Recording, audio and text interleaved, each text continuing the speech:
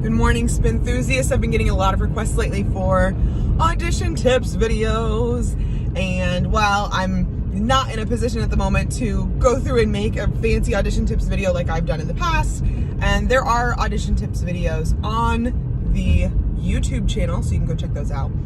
But I just thought I would hop on here real quick and give you guys some pointers of things that you can do to make your audition day go better. So, or your audition process. I shouldn't even say day, because I know like ours is a 2-month long process, and then we have like one day in particular where we actually like do the audition. But my best recommendation is, number one, find veteran members who've been there for a long time and see what they're doing, and see what they're doing that's different than what everybody else is doing, and kind of follow along with them. And like, they're going to be the ones who are probably doing the most things that the instructors are looking for. And then on top of that, look around and see who's struggling. And if you can help the person who's struggling, help them. Because color guard is literally all about teamwork. And, you know, we kind of talk about, you know, color guard is always so much more fun on a team and so on and so on. But really, color guard couldn't exist as a solo sport if we didn't have it as a team sport first and foremost. So make sure you are both asking for help if you need it and getting help, giving help to others who potentially need it that you can provide. And those are really two big things. Go put yourself out front. You know, don't be afraid to get in the front of the block if that's allowed where you're at. I know a lot of guards do, you know, vets in the front, and we kind of go through something similar where we're like, okay, vets are in the front for this part of the rehearsal, or this part we can have anybody in the front, or this part we want rookies only in the front. So, you know, if you are allowed to get in the front, like, be bold and get up there and get in front, because color guard is a performance activity on top of everything else.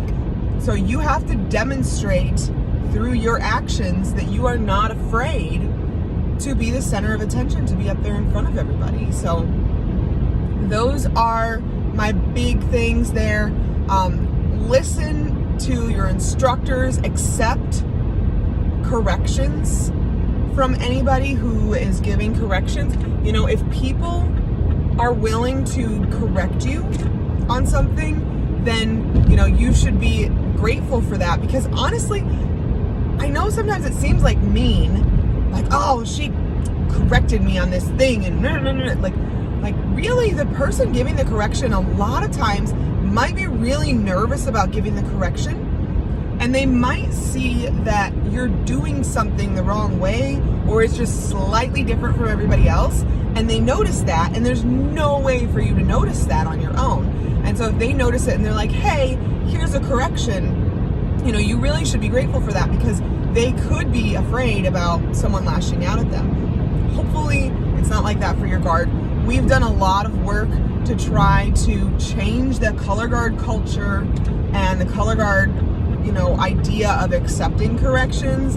I know there's a lot of educational organizations and a lot of instructors out there that have really worked hard to make those changes and make those adjustments and make those corrections in order to help students improve better in the future. So if someone gives you a correction, be grateful to them. You know, you don't have to say thank you, but if you feel thankful, then you can say thank you, and just, you know, be pleasant to be around. And those are, like, I guess those are my big ones for this audition season. This season is so just different from anything we've ever experienced before, and it's going to be really interesting to see kind of how everything goes once the actual, like, competition season starts and we have all of our virtual competitions and we don't get to travel as much or anything like that. So just keep all of that sort of stuff in mind, and make sure you follow us,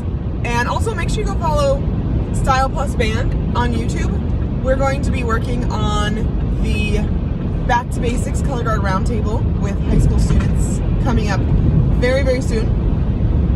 I sent all of your email addresses in. If you messaged me about wanting to take part in that.